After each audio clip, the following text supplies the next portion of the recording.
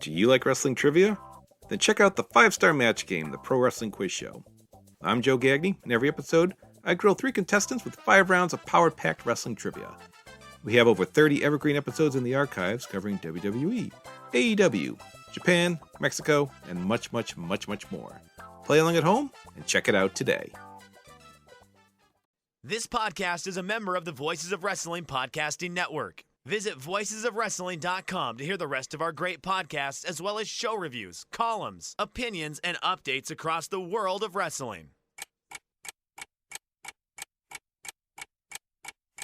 Welcome to Jumping Bomb Audio.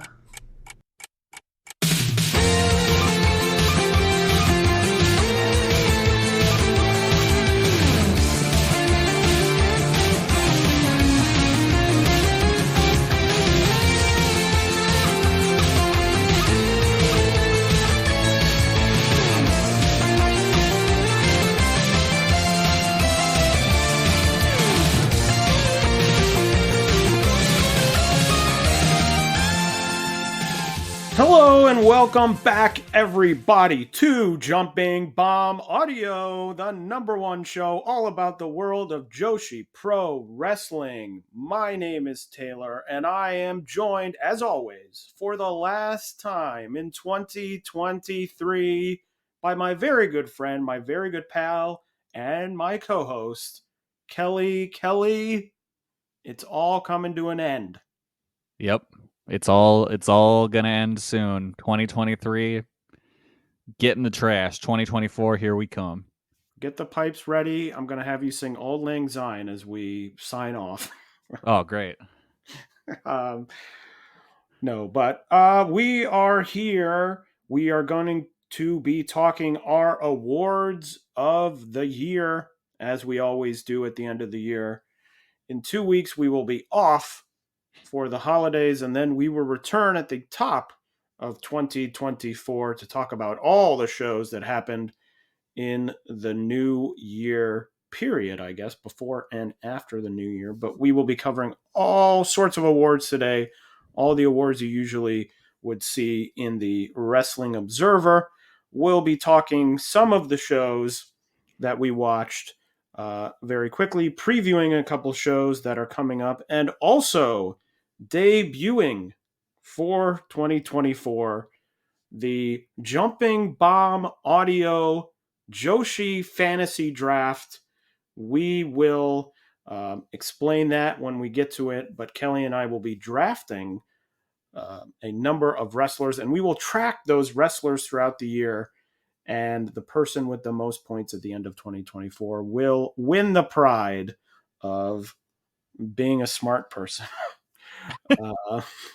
We're bringing back Pride in Japan. It's going to be great. Yes, and one of us will be the owner of it. Yep.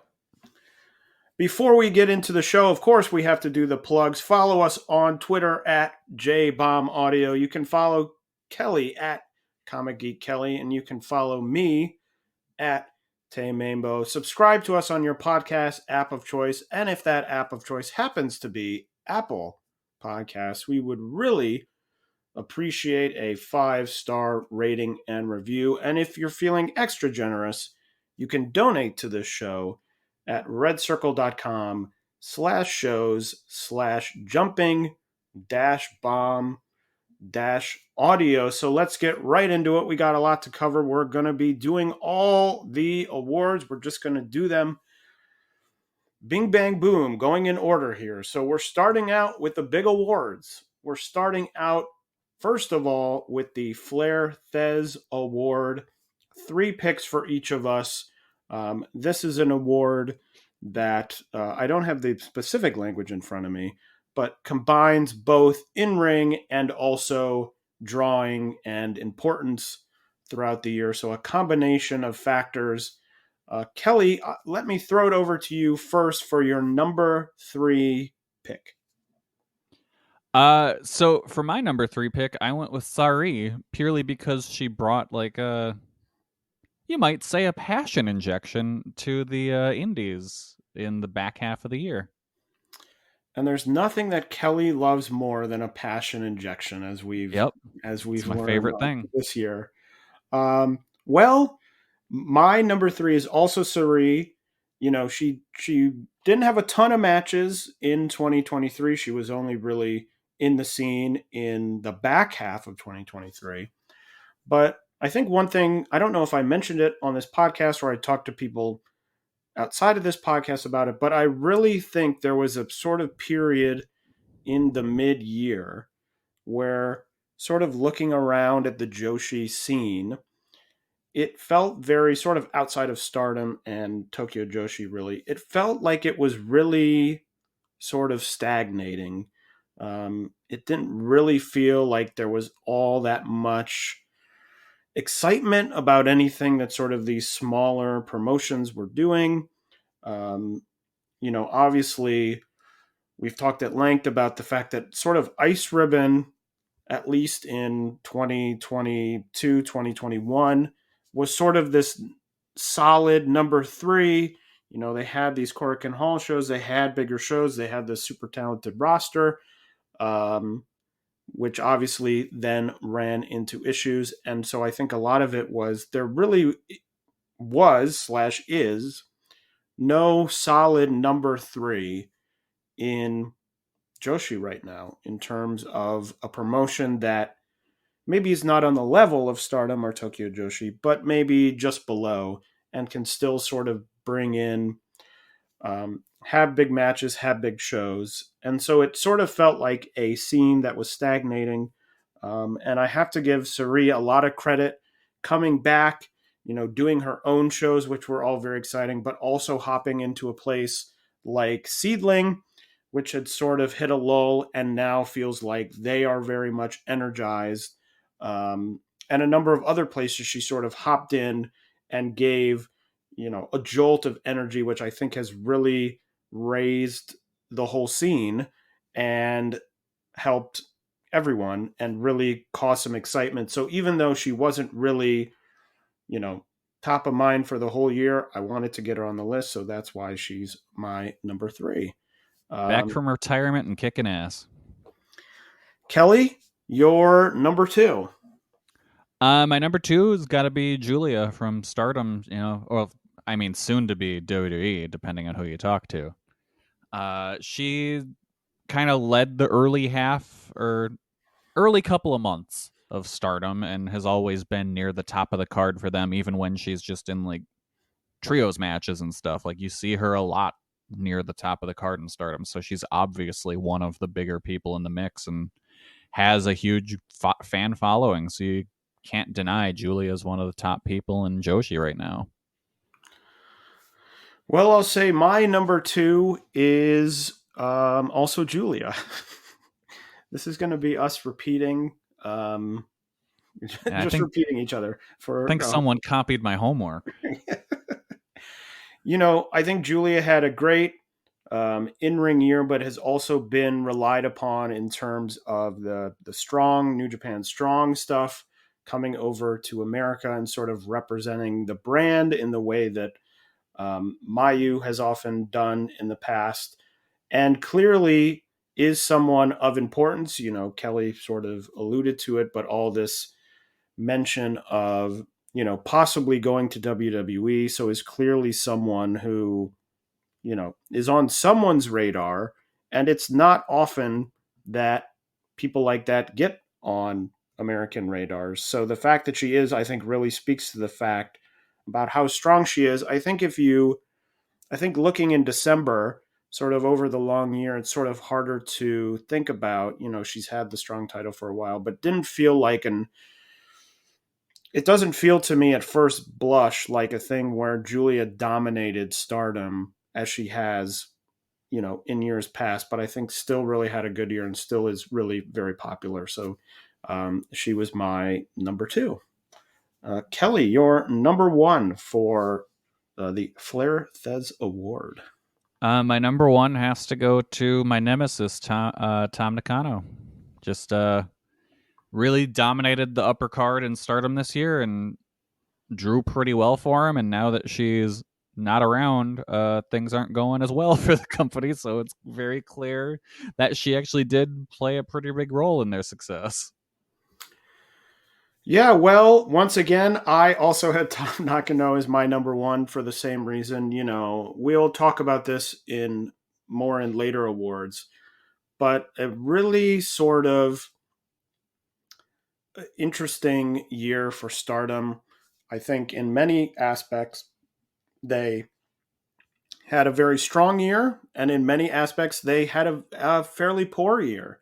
Um, you know, Tom at the beginning sort of got to the top of the mountain. I think there was excitement about that. I think there is a very large contingent of people who do like her, who, she drew in, which is why she's at the top of the list. But there were also things where, you know, I didn't think her reign was necessarily a standout title reign. Obviously ended with her vacating the title for injury reasons. We'll get into that later.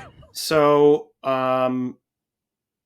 just sort of a bit odd, but I think, for some of these awards, and you think about Joshi, I mean, Stardom is so much bigger at this point, even though I think they're probably not as big as they were hoping to end the year on, or whatever you want to say. But it's very hard to look at really any other company in Joshi and say, well, the person who's the best draw and is the best, overall bringing in fans, it almost couldn't be anyone except someone in Stardom, and that person in Stardom is going to be the top title holder. So it's sort of like a no-brainer pick, but it's not a pick where I'm thinking, oh my God, it was so far and beyond an amazing year for everything. It's just sort of, they are the strongest company right now, and she is at the top of the, pecking order, if you will. Yeah. Yeah, this one really wasn't even a debate for me. It's just like, yeah, that's who it is. The next category is most outstanding. This is just on in-ring work, so the three strongest in-ring years. I'll go first on this, so it looks like Kelly's copying me. My number three pick, Saori No, had a really great year, was really, to me, a standout in Stardom, even someone who was not, holding a title for a long period of time, just went out there, especially I think of the 5-star Grand Prix period when you have so many matches. And she was the person going out and being like, I'm going to go out here and I'm going to give, 100% every night. And these matches are going to they're going to feel big. They're going to be very exciting. And so to me, she was I really liked her year. There was a lot of people who had strong years that could probably go in this 3 spot. But to me, I wanted to get her on the list. So she's my number 3. Yeah, Sari is also my number 3. I think I would say undeniably the Stardom MVP for at least the back half of the year. Like she just came into the company and was like, "All right, cool. I'm gonna put all the work rate stuff on my back, and I got this, guys. Don't worry." And so yeah, like she had a really really solid year. Like it's hard.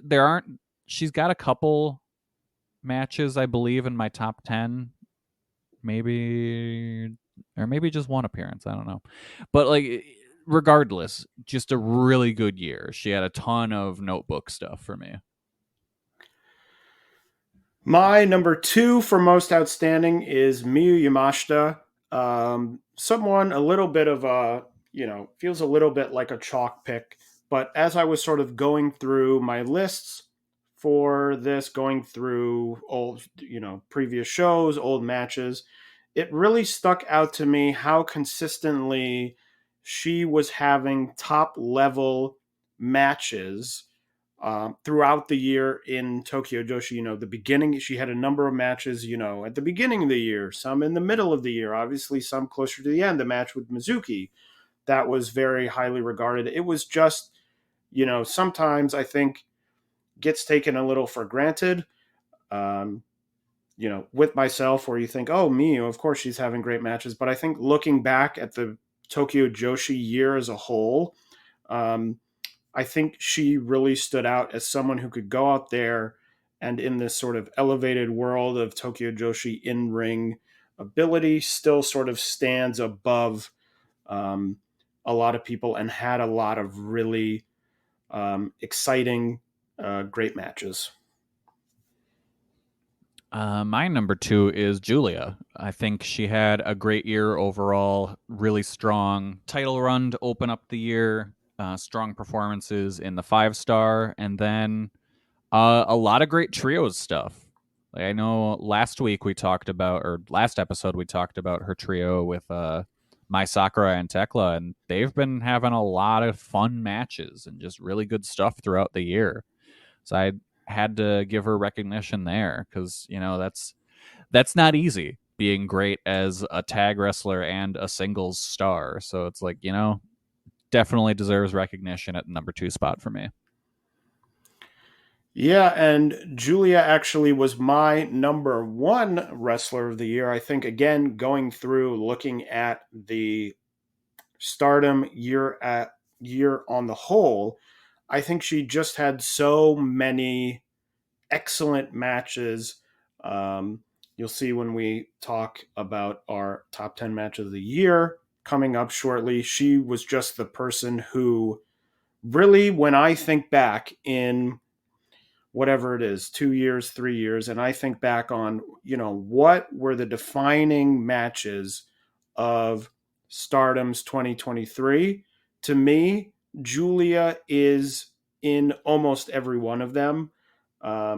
Super talented, had some fun New Japan Strong matches as well in the States, but really I think is at the level where even again, in a year where she's not the focus of the top title necessarily, can still get in the ring and deliver, and not only deliver, but deliver in a variety of matches. A match that's very in ring focused, a match that's very, brawling focused, and sort of different styles of matches, and come in and still deliver high quality stuff. To me, made her a pretty easy number 1 pick for me.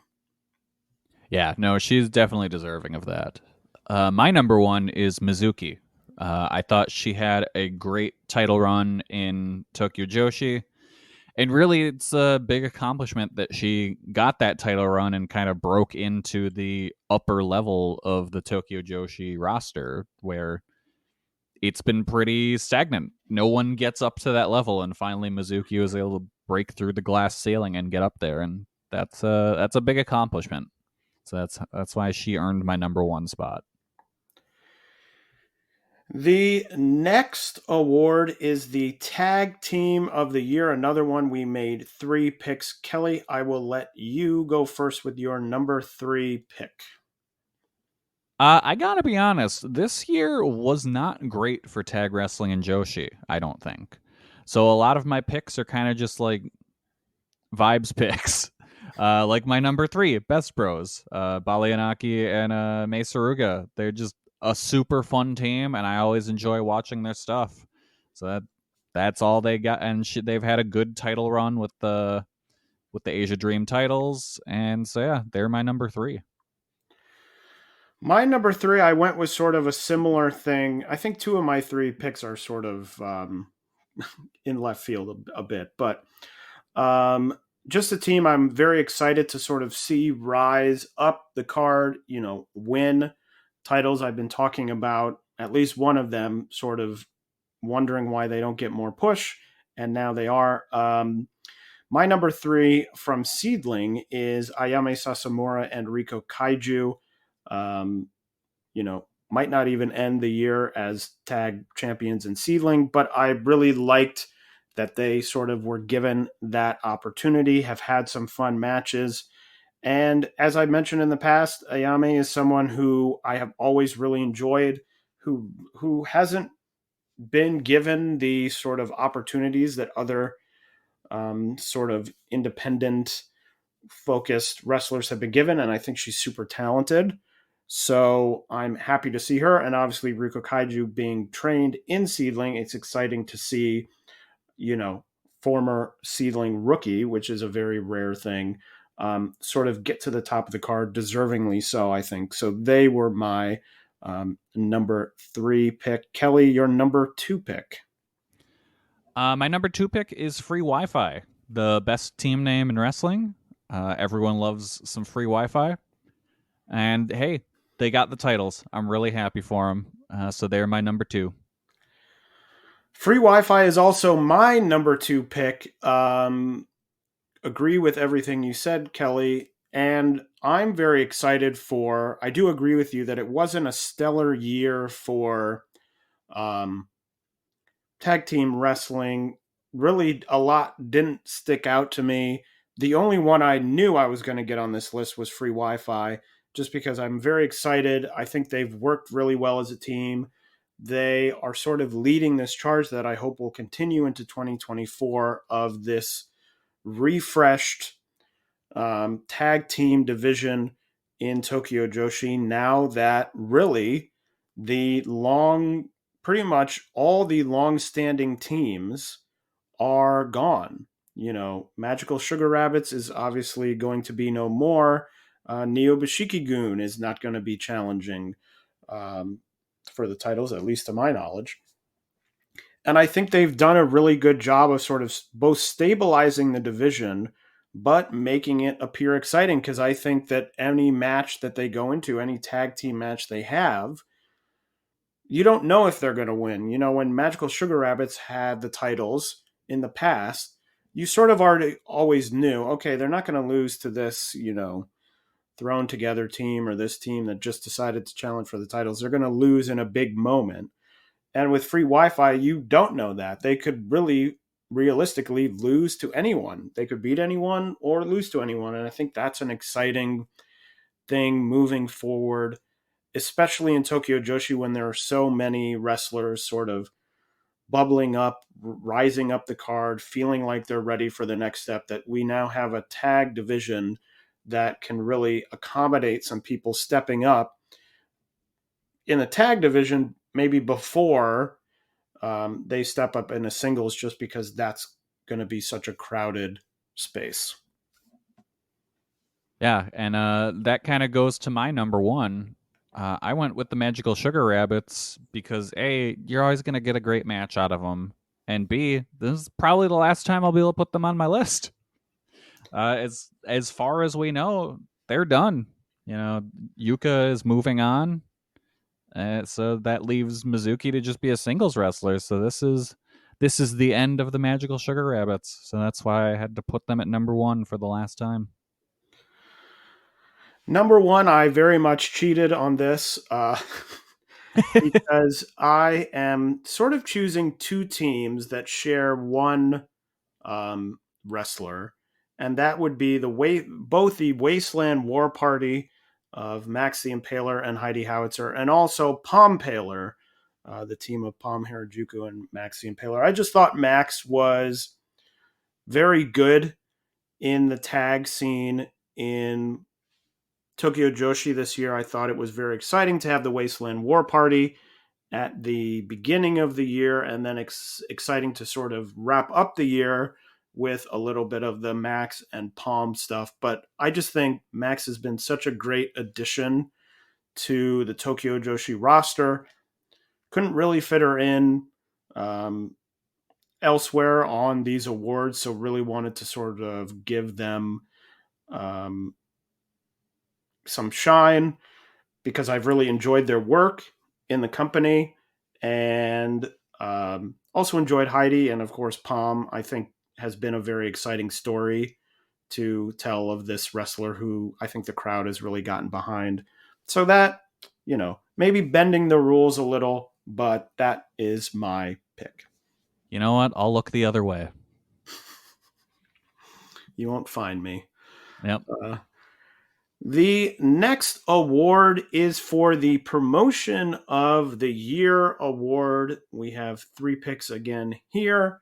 My number 3 pick is Sendai Girls. I think Sendai Girls had a really great year. They had one major issue with their year, which is seeing all their stuff. um, things are uploaded very late. There were a handful of shows that aired live, which were all very good shows, and that's why they were my number three.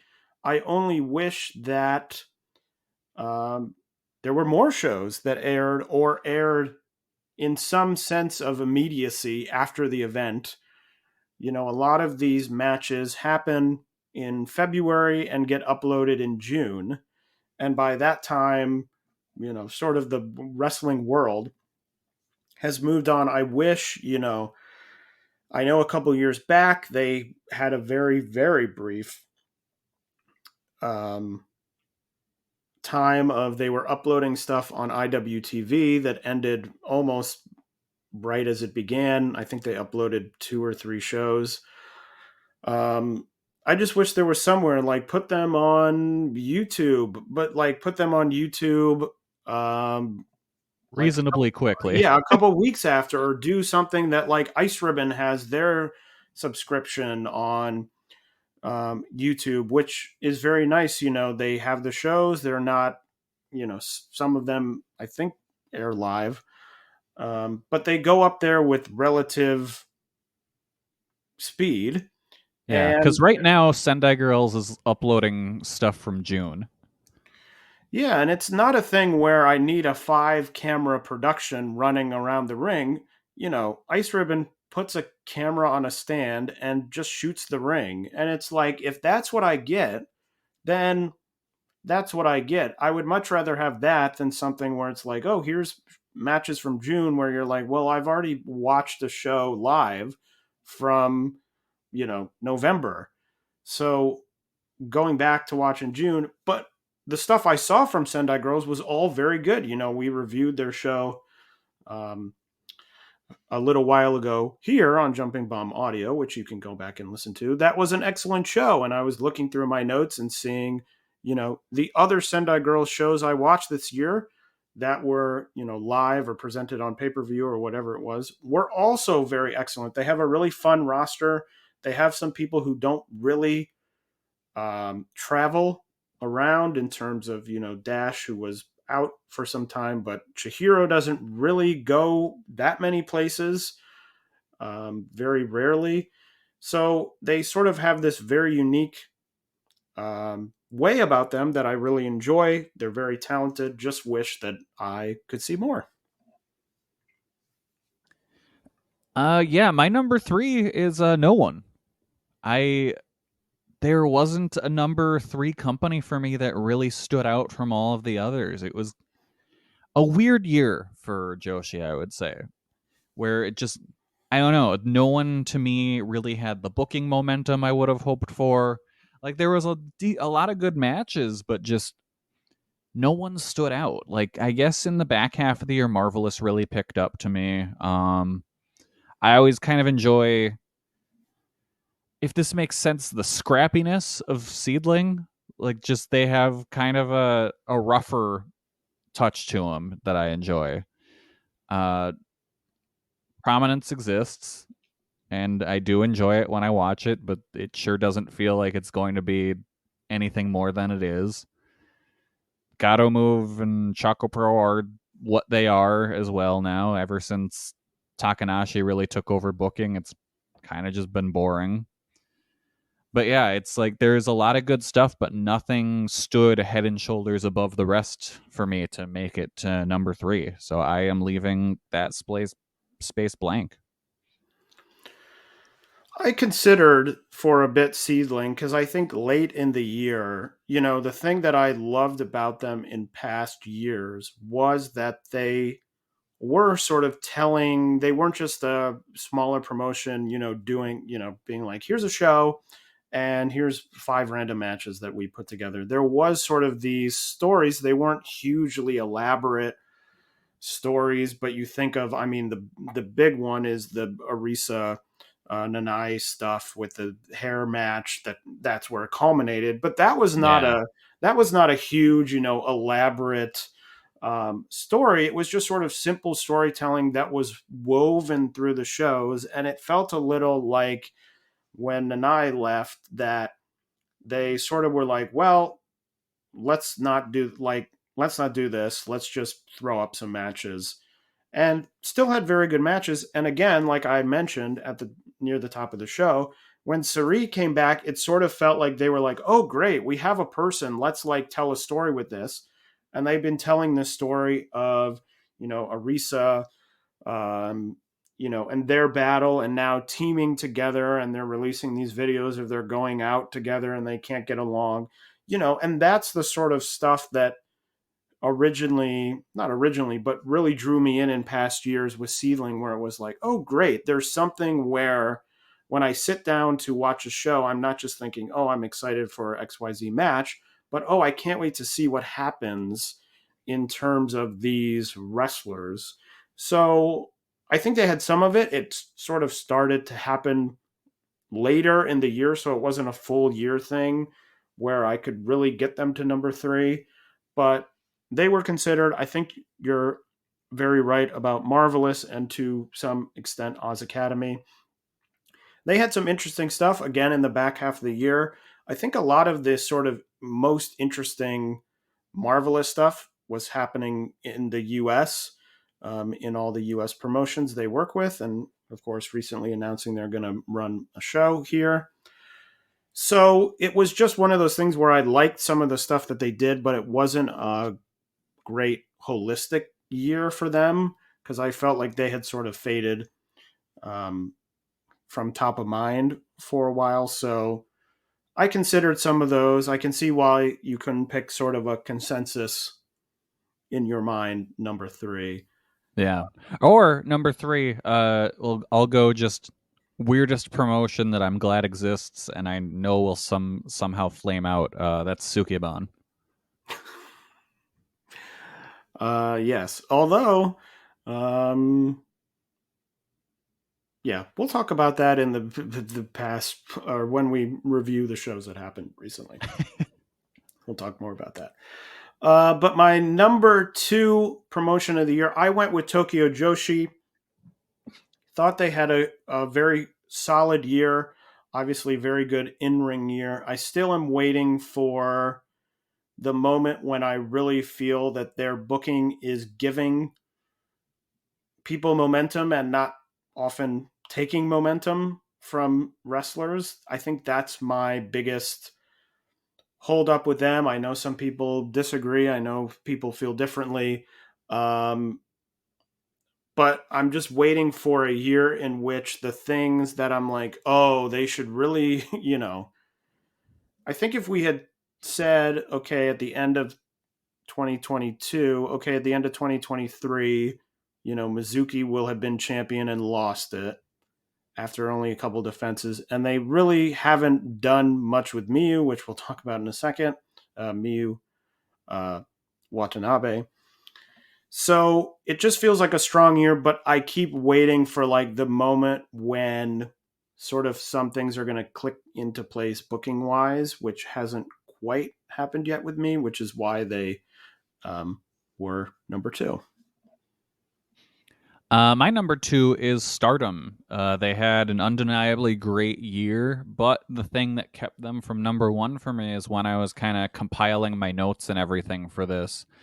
I didn't have a single Stardom match this year that rated higher than 4.5, which is shocking because there was a lot of high-end stuff from them this year, but I think a lot of those matches had little things here and there that kept me from going any higher than that. So it's like, I guess from an in-ring perspective, I can't justify putting them any higher than 2. Well, Stardom is my number 1 promotion. I think it's sort of an interesting, we talk about the split in the middle of the year with Sari sort of showing back up. And I think there was sort of a split in Stardom's year. Looking back, sort of reviewing all the shows that had happened. I mean, at the beginning of the year, they were churning out some excellent, great top line shows. It was very exciting. Now it feels like, okay, that was 6 months ago or 7 months ago. And you sort of forget. But looking at my notes, I was like, yeah, I was loving a lot of these shows. And up to, and I think really including the first night of the 5-Star Grand Prix, which was such a great show. And then it really felt like the 5-Star Grand Prix happened, and then the injuries started piling up, and then there was all this backstage drama. And it feels like the back half of the year has been really tough sledding. I mean, this was not a pick. Kelly obviously had Stardom at number 2. I felt with all their success and the fact that they are, head and shoulders the top Joshi company in Japan, um, would have made it hard for me to move them any lower than number 1. But this isn't a number 1 where I'm thinking, oh, they nailed it. They had a great year. Like all of the, and you can hear in my opinions on this, all 3 of the top 3 promotions all had major flaws to their year. So there was really no promotion where I was thinking, yep, that's them. They did it. Stardom, obviously great in ring product, very talented, super talented roster.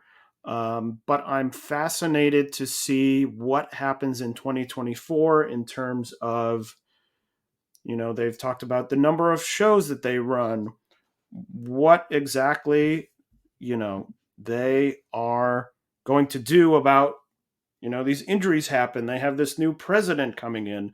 There's sort of a lot of changes, and I'm interested to see if that is the thing. It's felt to me for a bit like they sort of have now hit a level, and they need to figure out how to sort of get to the next level. They can do these shows, these quote unquote bigger shows.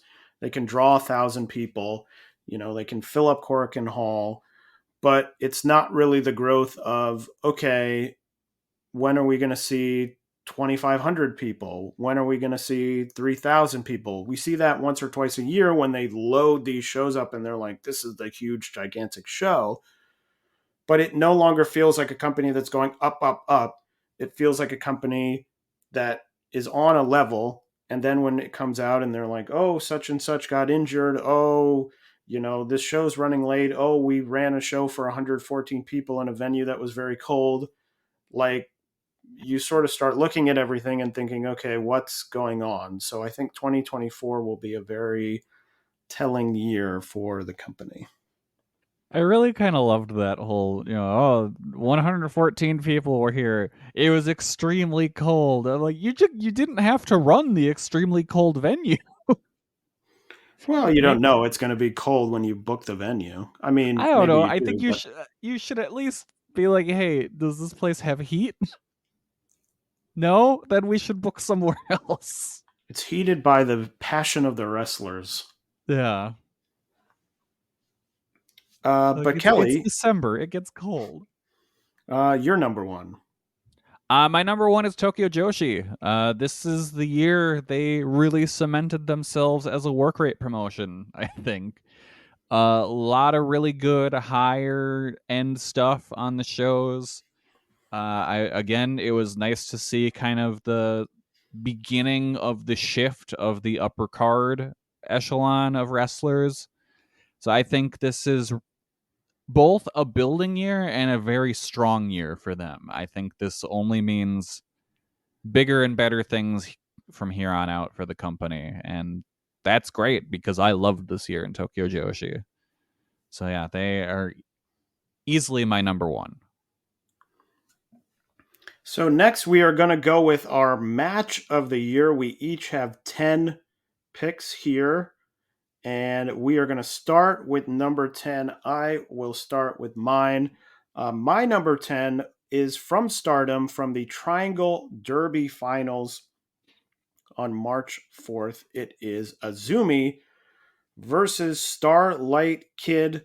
A match I went 4.5 stars on, a match I really enjoyed, slightly less than their first match, which also was on my match of the year list in that year, but a really strong match. I will say, for these first couple of matches, looking through my list, consulting all my notes that I had taken. There's probably, I would say, about 15 matches, very similarly ranked, in the 4.5 star region that I probably could have fit on this list.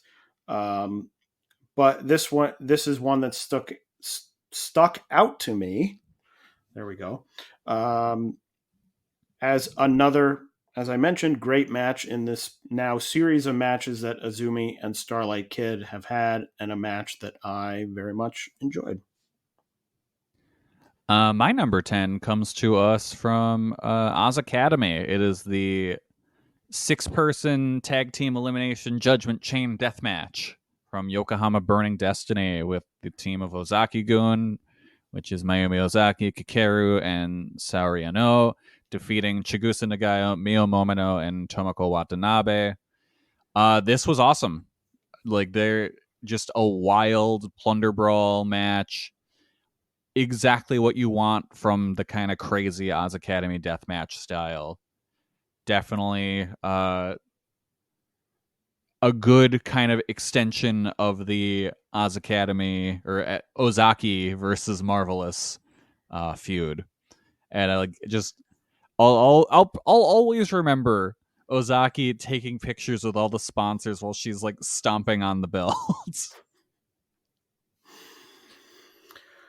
My number 9 match of the year is a tag team match. The team of 121 million Maki Ito and Miyu Yamashita taking on Kyoraku Kyomei, which is Hyper Masao and Shoko Nakajima in the Tokyo Joshi Max Heart Tournament Finals from February 11th. Another match, an excellent match, one that I really enjoyed, and a great cap to the Max Heart Tournament Finals. One that I hadn't really, I think you asked me my top matches without consulting my notes.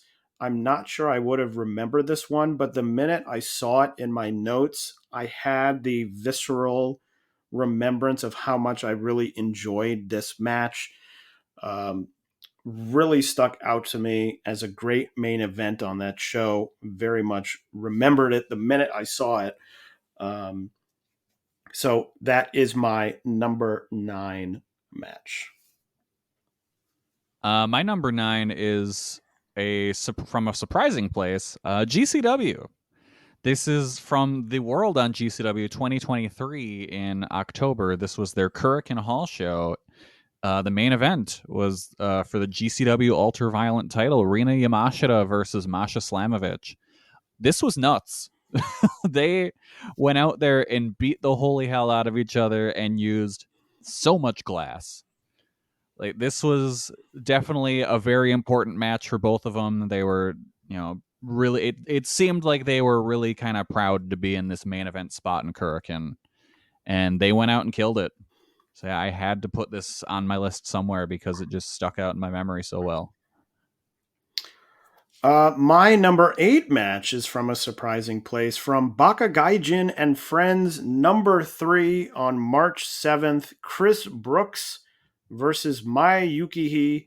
A match I really enjoyed, had a lot of the sort of flavor of Choco Pro shows, the best of Choco Pro with the very close camera and the mat wrestling, and just a match that was super fun, super hard hitting, but really fun with the breaking of the chandelier and things like that. But really, they just went out and really went to town, beating the shit out of each other. And it was super exciting, sort of coming from this place where you think, oh, they're just going to go in this bar and sort of goof off, and really had this match that would have fit very well in the top of a, in-ring serious promotion that really stood out to me.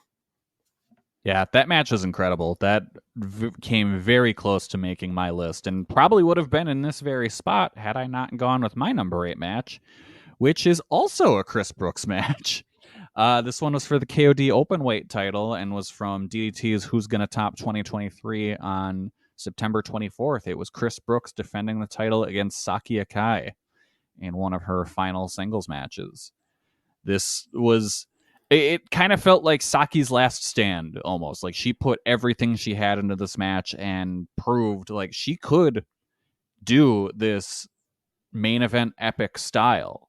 And it's like we hadn't really seen that out of her, and she was fantastic in this match. So I had to put it on. And again, this was another one of those cases where it's like, well, this is my last shot to put a Saki Akai match in my top 10. So here it is.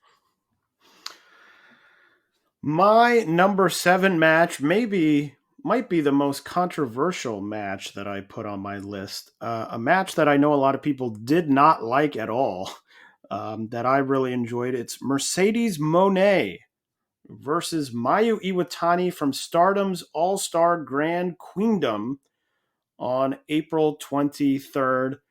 Match that a lot of people didn't really enjoy, but I really loved.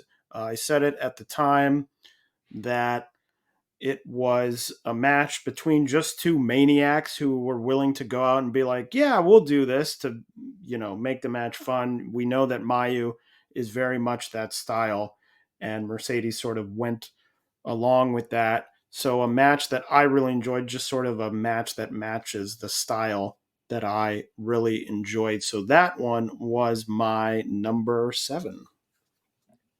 My number 7 also features two maniacs. This one is for the World of Stardom title, Julia versus Maya Yukihi from the Triangle Derby Finals. This is the one where they just went out there and had an insane brawl that sadly did not end in like a definitive way, and that's probably the only thing that kept it from being higher on my list. But this was just a nuts match. Shows that Julia is at her best in a brawl like this, and Yukihi is just so fucking great. Like, I adored this match. My number 6 is one that Kelly had on his list already. It is the 6-person death match from Oz Academy, Yokohama Burning Destiny, Chigusa Nagayo, Mio Momono, and Tomoko Watanabe versus Kakeru, Mayumi Ozaki, and Sayori Ano from that October 22nd show. Kelly already very well covered a lot of it, but with me, if there is a big show Oz Academy Deathmatch, more than likely it is going on my top 10 list. I think Oz Academy has had, a match from their big show on my top 10 list nearly every year that I've put one together. Just think they're always a lot of fun, a great change of pace from what you usually see, and usually everyone in the match is willing to go out and just sort of lay it on the line and do some crazy stuff. And that was certainly the case in this match, and made it a match that I very much enjoyed. My number 6 is the beginning of a bunch of Tokyo Joshi stuff on my list. Number 6 is the Princess of Princess title match from Wrestle Princess 4, which saw Miyu Yamashita defeat the champion Mizuki. This match, I remember having a really good escalation to it, where just as the match went on, the bumps were wilder and the hits were harder, and there was this. I have this burned into my memory of this bit where they're just standing and trading shots, and the crowd is just silent, and you can hear every single shot ring out, and it was a very cool moment. It's one of those matches where I questioned the booking, but the in-ring was so great that I couldn't not recognize it here. My number 5 match is another match from Stardom All-Star Grand Queendom on April 23rd. It is a tag team match, Azumi and Mei Saruga versus Starlight Kid and Mei Sierra. A match that I loved. Longtime listeners of the show will know how much I enjoy the Stardom, Azumi Starlight Kid, high speed style, and this was that to the nth degree. So to me, a really standout great match between 4 great competitors, and one that definitely really the minute it happened was going on my top 10 list. My number 5 is a match that Taylor already had on his list. It is the Princess Max Heart tournament tag tournament final match between Maki Ito and Miyu Yamashita and Hyper Misao and Shoko Nakajima. This match was just, they went out there and beat the shit out of each other, and it was awesome. Like, the moment when Hyper Misao lost her mask and didn't care because she was too busy kicking ass, and you had the other girls on the outside, like the at ringside, kind of just like run over and put her mask back on her, was such a badass moment and really made me want them to strap a rocket to Misao and put her in the top of the card. Just an awesome tag match. Like, one of my favorites. Like, I think, yeah, this was my favorite straight 2v2 tag match of the year. My number 4 match, covered by Kelly already, Julia versus Mai Yukihi from the Triangle Derby Finals on March 4th. A match that I loved. Another great Mai Yukihi match, who I think is very underrated, even by me, realizing I haven't put her anywhere on my awards this year. But just a great, hard-hitting match. Really felt, Julia has sort of been doing this ice ribbon, whatever you want to call it, thing, storyline for a long time. This was really the match, the one match that has happened that really felt like two people who didn't like each other going out there and really fighting it out. And that made me love it. Yeah, that match had like an old school feel to it, just with the brawl. It didn't feel like a match you would see in modern Stardom. Yeah, and I know a lot of people, we talked about some previous things I mentioned where people didn't like it. I know a lot of people didn't like that aspect of it, but to me, I really loved it. It really felt to me like there was true animosity there. Maybe there is, maybe there isn't, but it felt that way to me, and I think that really enhanced the match. Yeah, definitely. My number 4? We're on 4, yeah. Was the Princess of Princess title match between Yuka Sakazaki and Miyu Yamashita from Tokyo Joshi's January 4th show. This is the one where I think it was pretty early on in the match, Miyu got knocked out. And it was just this super scary moment, but she fought back, and in retrospect, probably shouldn't have. But you know what? It made for an insane match. This was Terminator Yuka at the height of her powers. Two of the top two from Tokyo Joshi just going out there and showing what they can do. That is a match that was at one point on my top 10, but just missed. I think it was like 11 or 12 would have ended up being if I would have continued my list. So another match that I enjoyed. But my number 3 match, another Julia match, having both 3 and 4. Julia versus Saori Anou from Stardom's 5-star Grand Prix Night 1 on July 23rd. A match I love. Saori busted open accidentally, may possibly, but just that to me, sort of that's the whole match, sort of envelopes the whole match of just this absolutely crazy, no holding back, battle between these two very super talented wrestlers, on a show that had a lot of matches that were very good. This one stood out above all of them, which I think is another accomplishment, but just an incredible top level match from both of them. Yeah, that one was great. I don't know where that would have ended up on my list. I kind of forgot about it. But now that you're talking about it, I'm like, oh yeah, shit, that was awesome. Mark that as number 11 for me, just just cause.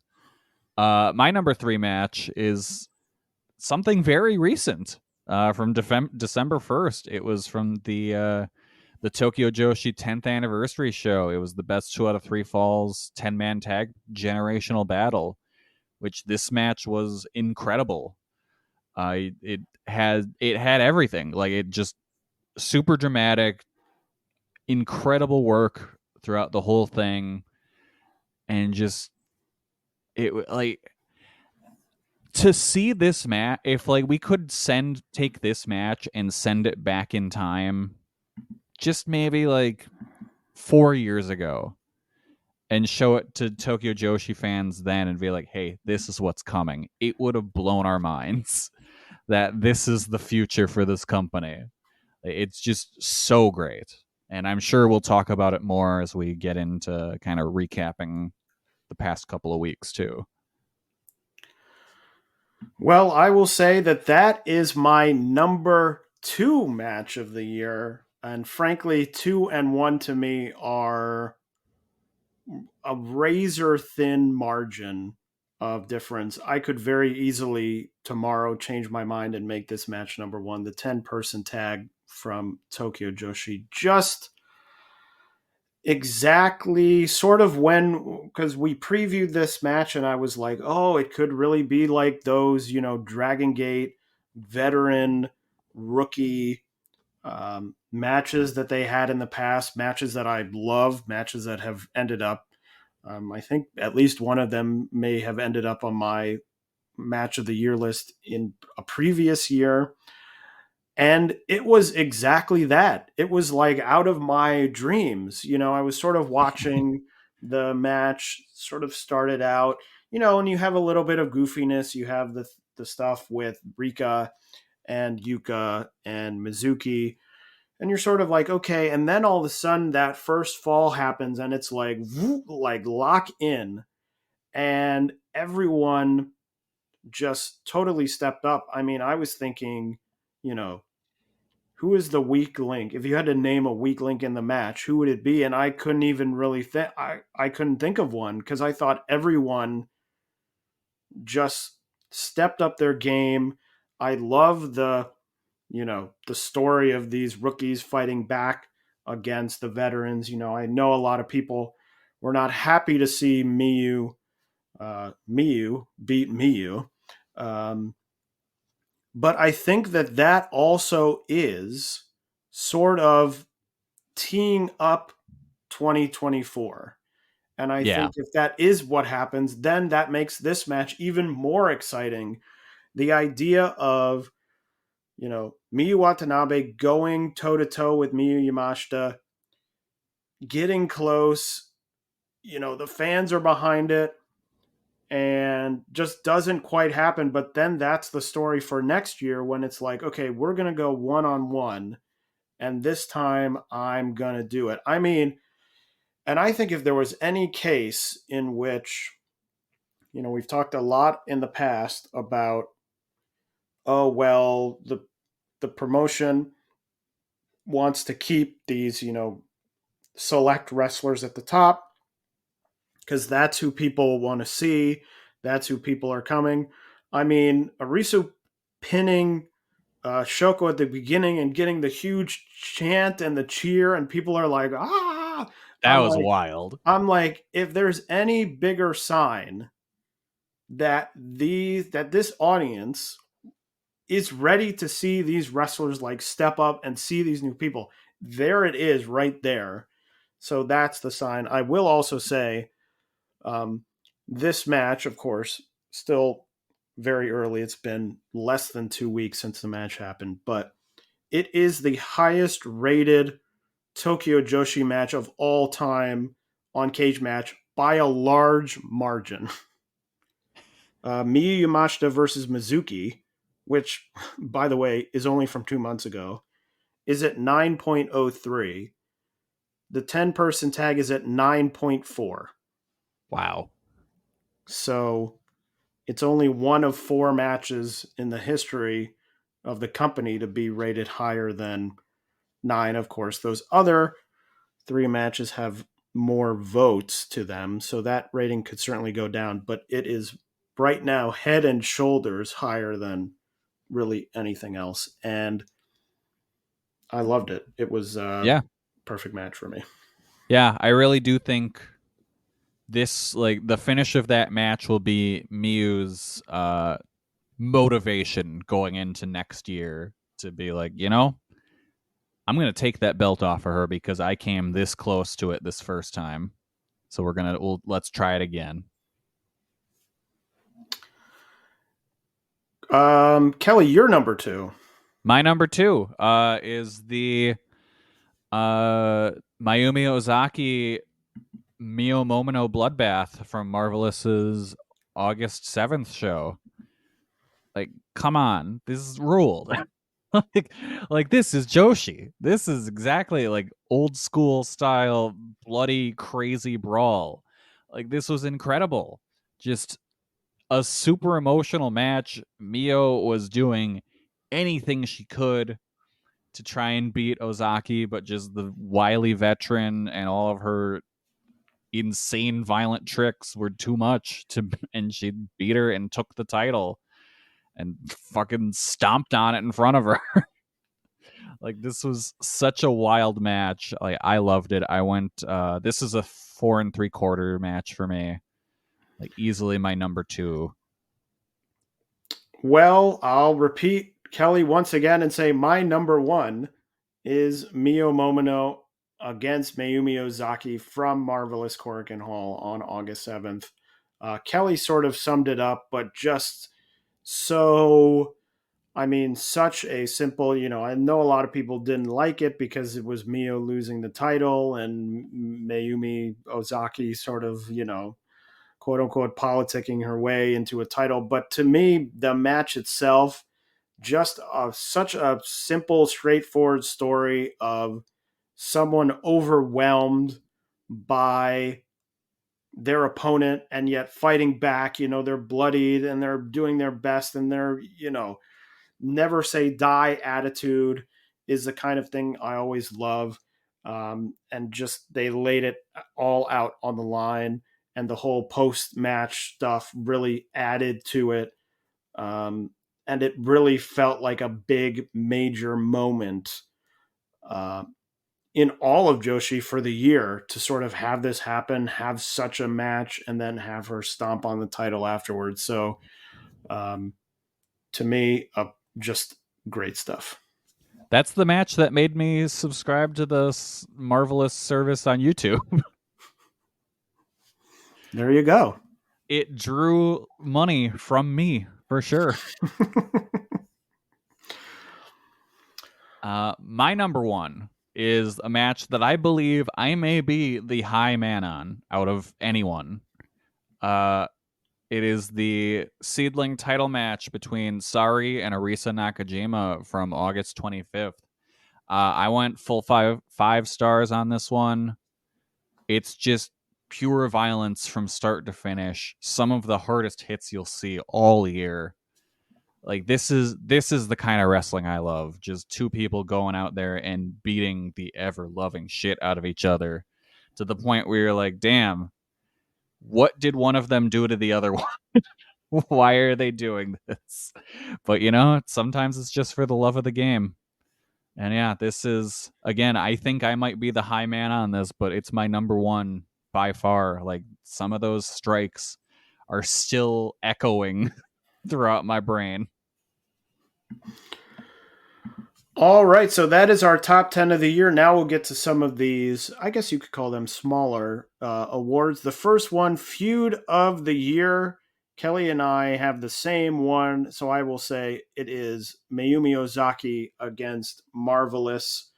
For both of us, we sort of covered it in our match of the year poll. Another one I considered was the sort of the Arisa Seri stuff, but I think that Marvelous Oz Academy stuff really was the jolt. Another jolt along with Seri to sort of the indie Joshi scene. It brought so much juice to these companies. literally and figuratively. Yeah. Next was most improved. I had a very difficult time with this because I felt like I had so many candidates. Kelly and I went with people from the same company, but different people. Kelly, you went with? Moka Miyamoto. While her gear hasn't improved, I think she has greatly in the ring. She is becoming a better and better worker with every match, really. I mean, to me, I could have picked most of the Tokyo Joshi roster. I went with Yuki Aino, who I really liked. Her improvement in the back half of the year. Could have gone with Yuki Kamafuku. Could have gone with, many people, Suzume, or, I think almost everyone. I could have gone with Mihiro Kiryu. I think a lot of people in Tokyo Joshi got a lot better this year. Mai Sakurai probably would have been my pick in Stardom, because I think that she really um, picked up her game this year. But yeah, most improved, I'll just say the Tokyo Joshi Pro roster. Yeah, pretty much. Next, most charismatic. I went with Unagi Sayaka, who I think, left Stardom, took a big risk, and it has really paid off for her in many ways. And I think she's done a lot of that with her charisma and been able to really put herself in a lot of fun spots, as part of Sukiban and many other places. Kelly? I went with Rina Yamashita, honestly, based purely on how well she's gotten over in GCW. And it really kind of goes to show how strong she is in this regard, that it's like she doesn't really speak English. And it's not like she's got a gimmick like Maki Ito, where kind of she just gets over immediately with the being the idol and all that kind of stuff. Like Rena just went out there and won people over and made them want to see her as like the top person in the company, which is wild. So I think she had to be my most charismatic for sure. Best technical wrestler. Kelly, I'll let you take it away. We had the same pick here, sort of the chalk pick, I would. Yeah, it's pretty much just like doing Brian Danielson. So we both went with Siri. Like it's the chalk pick. She is amazing at her style, and who's better? Who better? Yeah, didn't have a blowaway year, but still, a very solid year, and clearly a very talented technical wrestler. Um, for best brawler, I went with Saori Ano. As you heard from my top 10 list, the two matches that she had, I thought she was one of the best wrestlers of the year. And the two matches in the top 10 that she had were both wild brawls. So she was sort of my um, sort of more off the beaten path pick. I think there's probably other people that maybe would come to mind first, but she was my pick. No, she's a really good pick for that. I went with Rina Yamashita, just really great deathmatch wrestler and crazy brawls all throughout the year from her. Best flying wrestler. I don't know if there's really a big time flying wrestler in Joshi, especially with Saya Kamatani getting injured in the back half of the year. But Kelly and I both went with Azumi. I think we sort of took this as, sort of quick speed, flying around the ring, as it were. We'll give Saya the Best Icarus Award for flying too close to the sun. The next award, most overrated, which in this category means most overpushed. My pick, as people who listen to this podcast could probably guess, would be Mirai. Kelly, your pick, which people could probably guess, would be Tom Nakano. She did great for business, but if the word coming out of the company is true that she lost her smile and didn't put someone over on the way out, that sucks, and she probably shouldn't have gotten pushed that hard then.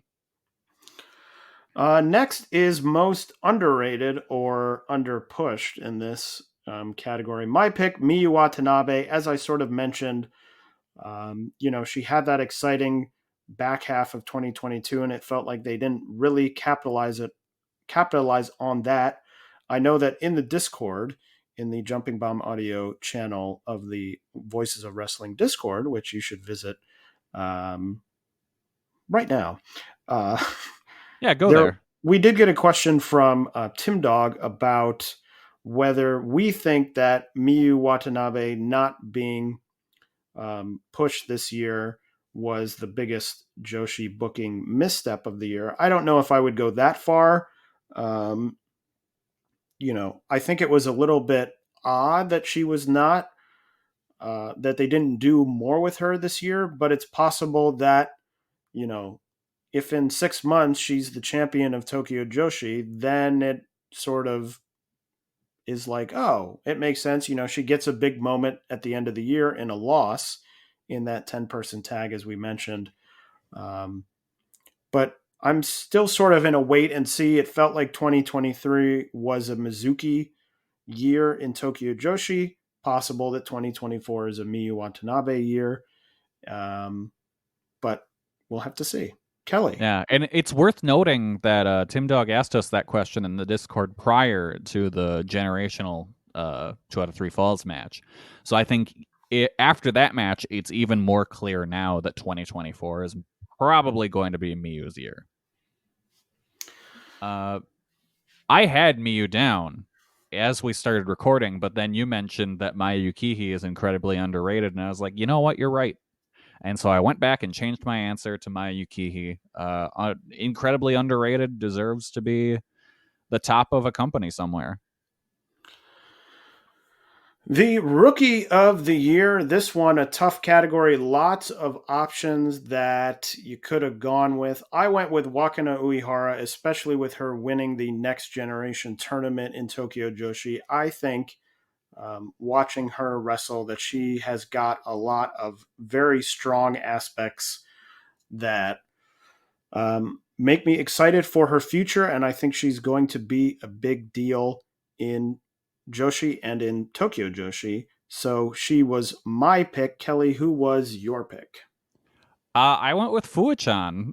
Her one match in Stardom was incredible, and so I had to give her that. I mean, she's, I guess, technically a celebrity wrestler, so I don't know if you'd count her in Rookie, but goddamn, that was one hell of a match.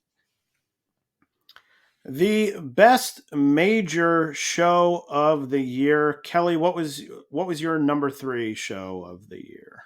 My number 3 show was Tokyo Joshi's Wrestle Princess 4 from October 9th. That had on there the Mizuki Miyu Yamashita match that I talked about earlier. You also had Free Wi-Fi winning the tag titles on there. I believe that was the last Neo Bishiki-gun match? Or did they have another one after that? Yes. Yeah. You had a great Ryo Mizunami and Yuki Aino tag against Miyu Watanabe and Yuki Arai. Like, all around, really great show. My number 3 was a Triangle Derby final from March 4th in Stardom. As you heard me mention, I had two matches in my top 10 from that show, the Julia and Mai Yukihi and the Azumi and Starlight Kid, a number of other strong matches on that card. So that was my number 3. My number 2 was the opening night of the 5-star Grand Prix from Stardom on July 23rd. This show had a ton of great matches, including that crazy Julia versus Sari No match was on there. There was Mayu versus Hazuki, Siri versus Suzu, Azumi versus Mariah May, which I thought was great. Like, just a all around great show that I think kind of fell off a lot of people's radars because of the bummer finish to it with Saya getting hurt. Yeah, that was my number 2 as well. Just a stacked card, and almost every match delivered in some way. I think maybe I would have to go back and look, but maybe the greatest single 5-star show they've ever done, in my opinion. But just really strong up and down the card. I think it did sort of end on a bummer. I think if that match had been like a 4.5-star match, I think it would be like clearly the top show of the year because it was just so good. Unfortunately, no one's fault, ended on a bit of a bummer, which is why it's 2 and not 1 for me. Yeah. And my number 1 is Stardom All-Star Grand Queendom from April 23rd. That was the show main evented by Julia versus Tom for the title, which was a great match that I hated the finish to and will never stop saying that. This also had that killer Fuachan tag on it and a bunch of other really great stuff. So yeah, this was just really a home run show all around. Yeah, that was also my number 1. Kelly's exactly right. A great show. You heard me talk about multiple matches on that show in my top 10 list. And really the big when Stardom really lines it all up and goes to deliver a big show, they usually deliver, and they certainly did here. So that was my number 1 show of the year. Kelly, I will throw it over to you for Best Booker as I have abstained from voting in this category. I nearly abstained because I couldn't think of anyone. So I just went with Chris Brooks because the Bakuga Gene and Friends shows are a lot of fun. And that's pretty much it. Because no one really, like, the booking this year, no one really stood out as like, oh my god, far and away, this is the best. It was just kind of like, well, whatever. And Kelly, I throw it over to you for the final award of the year. You know, we've always got our big final award, the 69th annual Rossi Ogawa Memorial Award for coolest boobs. You know, this is always a hotly contested contest. Who could it be? I believe once again winning it is Hoshita. Wait, hang on. I've been handed a note. Okay. It's a note from Rossi himself, saying we need to get back to promoting things in the old school way. And he himself has awarded Sexy Dynamite Princess the 69th annual Rossi Ogawa Memorial Award for coolest boobs. Congratulations, Sexy Dynamite Princess Hoshitango. I am sorry. You need to get off the stage. Go sit down. Your back must be hurting. All right. Wow. Some late drama happening there in the awards, but that is all of our awards for the year of 2023.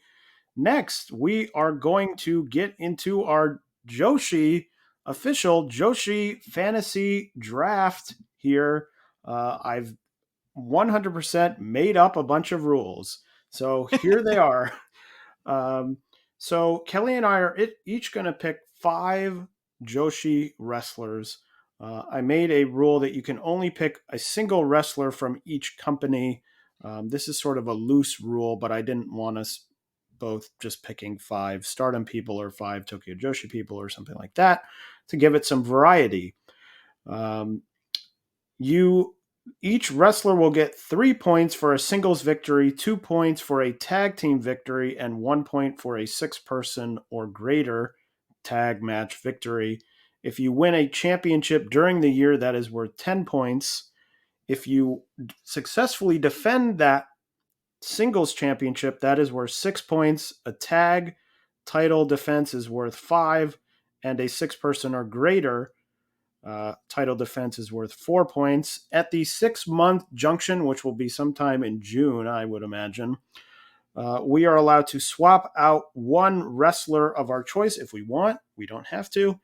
And we can pick another wrestler, but we don't accrue that wrestler's points from the first 6 months of the year. So you will retain the points of the wrestler you are swapping out, and then moving forward, we'll get the points of your new wrestler. And this will cover events January 1st, 2024 through December 31st, 2024. Kelly, I didn't even think who's going to go first. Hold on. Well, do either of us have like an app on our phone that does a coin flip? Hold on. I bet there's I bet there's an app online. Coin flip. Okay. Call it. Heads. It is heads. Yeah. Okay, so should we do the snake style where we go 1, 2, and then I'll get the first pick and then you get the second pick? It's 5. It won't be even, but that's okay. You know what I mean? Like I'll get the second pick. We're each making 2 picks in a row then. Correct. That works. Yeah, we can do that. All right, so let me write this out here. Kelly, that's you. Taylor, that's me. All right, Kelly, your first pick. I think my first pick, I'm going to go with Miyu Yamashita. Miyu Yamashita. Okay, that's interesting. Okay, that's not who I thought you would pick first. I did have her on my list. My first pick is going to be... I am going to pick Saya Kamatani. She was number 2 on my list. And that I had a couple people in Stardom anticipating you would do a Stardom wrestler first, and then you threw me off. All right, your second pick, Kelly. Well, don't you go second? Oh, yeah, I do go second. My second pick is going to be...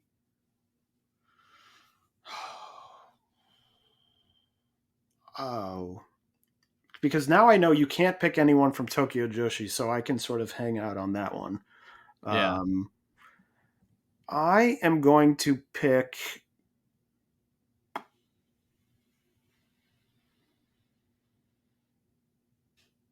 Miyuki Takase.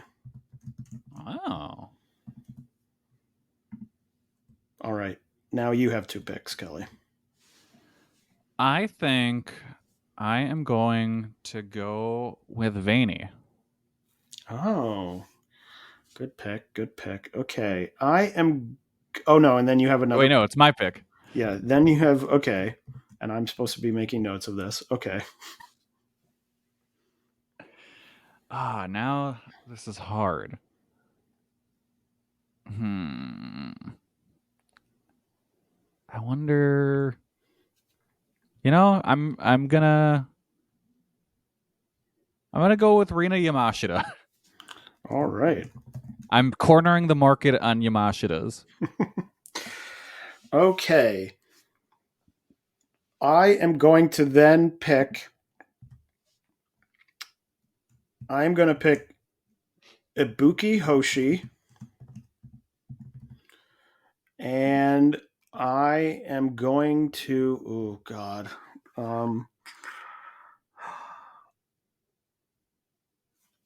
I am going to pick you. Me? Yes. Get over to Japan and start working. Oh, God damn it. Okay. They're going to be mean to me in the dojo. All right, Kelly, your last 2 picks. Okay. I think I'm not picking Julia. Fascinating. Okay. Because my friend Paul told me she might be going somewhere, but he also doesn't know who she is. So it's a weird tip. I don't know. I think I'm going to go with Utami. Utami, okay. And Takumi Aroha. Takumi Aroha. All right. Okay, so that is your 5 picks, and then I get a little stubby final pick, which I will use on Miyu Watanabe. All right.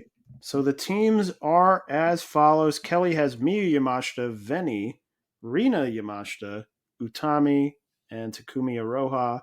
I have Saya Kamatani, Miyuki Takase, Ibuki Hoshi, Yu, and Miyu Watanabe.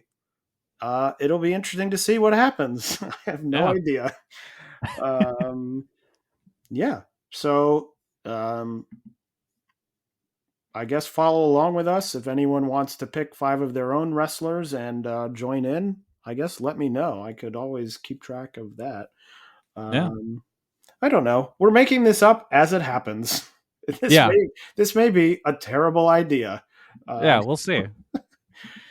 But that will be our 2024 Joshi Fantasy Draft. So let's very quickly go through some of the events of the last 2 weeks. Stardom had their a big winter show. Not much to say about this one, Kelly. I think you're sort of on the same page.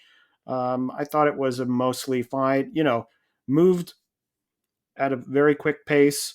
A lot of pretty short matches. So nothing overstayed its welcome, but nothing really stood out to me. Yeah, I mean, I honestly came into the show expecting to like it more than I did, but I do think overall it was a fine enough show. Tokyo Joshi, as we talked about before, had their Korakuen Hall show on the 1st of December, highlighted largely by that 2 out of 3 falls 10-person tag team match, but also Free Wi-Fi successfully defending their Princess Tag Team titles in a pretty fun tag team match. I also very much enjoyed Yuki Kamifuku and Viva Van. Yeah, that was really good. Queen of Asia match really surpassed my expectations. Also, really liked the Next Generation tournament finals. Big win for Uehara. So really a pretty fun show. Mm-hmm. Tokyo Joshi also had Yuka Sakazaki's graduation show. I haven't gotten to that one yet. Did this show air already? Well, it was on the 6th, and I believe it's now on Wrestle Princess because I think they said it was going up on the 9th. Okay. Because of the Wi-Fi in the venue or something. Okay. They also debuted the Aquarium Wrestling show, which I did watch. A fun show. It's one of their pay-per-view shows, so it's 3,000 yen, which is about $20 or so. I bought it. A fun show. I don't think in any way vital. A little bit better than their, a little bit better than the amusement park show that they did, which was sort of more of like activity based. This was very much wrestling based. Fun to see them wrestle in the aquarium, but nothing really must see. Go out of your way, especially because it's $20. But the amusement park one's probably better for pervert reasons. I can't say. I wouldn't know. Marvelous had a show. Tomoko Watanabe defeated Mio Momono to become the number 1 contender for the AAAW title, and Maria and Riko Kawahata, the team of Magenta, defeated Chikayo Nagashima and Takumi Aroha to win the AAAW tag team titles. So some changes there. Another tag title change. Risa Sera and Saki defeated Ikuto Hidaka and Itsuki Aoki to win the Wave tag titles, and Yuki Miyazaki defeated Ayame Sasamura to become the number 1 contender for the Regina de Wave. Kelly, what's been happening in the world of Gato Move and Choco Pro? The only really big thing of note is that the Choco Pro roster member Sayuri has officially retired from wrestling. She's had, I think they worded it as poor health over the past couple of months, and she's been out for a while, and I think she finally decided that she is not really well enough to be able to come back to wrestling. So she has decided to hang up her boots, which is sad to see. I thought she had a lot of potential, and I enjoyed her tag team with Chon Shiryu. So that is everything that's been going on. Coming up in the next 2 weeks, Stardom will be having their year-end Climax Korakuen Hall show on December 24th. I don't believe anything has been announced for that quite yet. Tokyo Joshi will be in America for the Tokyo Joshi Prestige Combat Princess USA show. The card is Rika Tatsumi and Amira versus Max the Impaler and Palm Harajuku. Moka Miyamoto versus Trish Adora. Mizuki versus Sandra Moon. Shoko Nakajima versus Taya Valkyrie. Miyu Watanabe versus Hyon. And then a Princess Tag Team title match. The team of Free Wi-Fi, Hikari Noah and Nao Kakuta will defend against Janai Kai and Shaza McKenzie. And the main event will see a special tag match, 1-1 million, Miyu Yamashita and Maki Ito will face off against Masha Slamovich, a little preview of her time coming up in Tokyo Joshi, and Killer Kelly. Ice Ribbon has a show on the 17th where Anchamu and Yuri will defend the tag titles against Totoro Satsuki and Akane Fujita.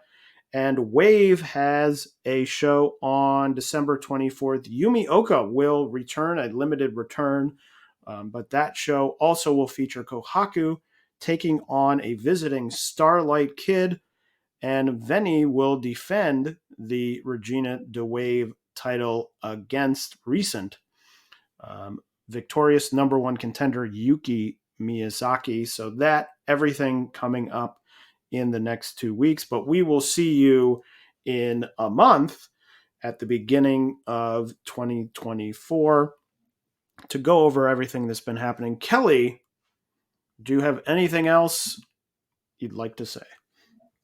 Godzilla -1 ruled. Have you seen it, Taylor? I have not seen it You yet. should see it. It's very good. But I it saw has it been... for the second time yesterday. It still holds up on the second viewing. I loved it. The human story is very good. Really emotional. Godzilla looks fucking awesome, and he is such an asshole in this movie. It's great. Like can't recommend the movie highly enough. It was recommended to me by another friend after you recommended it to me, so I do want to see it. Yeah, it's really good. Well, that is all for us for the year 2023. I will say before we go, thank you to everyone who has listened to really any episode, one episode, many episodes, all the episodes in the year 2023. We very much appreciate it, and we are looking forward to another great year of Joshi action in 2024. So for Kelly, I am Taylor saying farewell and see you next year. Happy New Year, Merry Christmas, Happy Hanukkah, Happy Kwanzaa, Happy any other holiday you might celebrate, or if you don't celebrate, just have a good day. Have a good couple of weeks. We'll see you in a bit. Bye.